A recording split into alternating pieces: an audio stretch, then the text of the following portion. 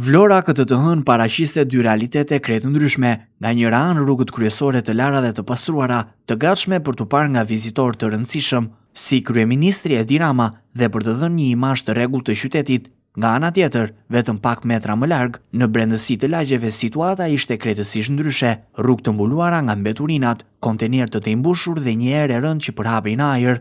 Këto janë pamjet që po ndiqni në ekran të filmuara nga televizioni 6+ Vlora këtë të hënë në lagjen Pavarësia, edhe pse kjo zonë ndodhet shumë pranë bulevardit Vlorë-Skel, një prej akseve më të rëndësishëm të qytetit. Realiteti brenda saj është shqetësues. Mbeturinat janë grumbulluar në pirgje të mëdha, duke dalë jashtë kontenierëve dhe duke u shpërndarë në rrugë e në trotuare. Banorët e zonës përballen çdo ditë me këtë situatë. Përveç mbetjeve urbane, në disa pika janë hedhur edhe mbetje shtazore, përfshirë lëkura baktish, të cilat kanë krijuar një erë të padëshirueshme dhe rrezik për shëndetin publik. Kjo gjendje ka sjellë jo vetëm shqetësim për cilësinë e jetesës, por edhe frikë për përhapjen e infeksioneve, sidomos në një zonë të banuar dendur. E njëjta panoramë përsëritet edhe në zona të tjera të qytetit, në segmentet paralele me lungomaren, si dhe në zonën e njohur si Unaza, aty ku lëvizja e zyrtarëve të lartë është më e rrallë. Mbeturinat mbeten të papastruara për ditë të tëra. Kontrasti mes fasadës së kuruar të vijës bregdetare dhe realitetit në lagjet e brendshme është i dukshëm dhe i pamohueshëm.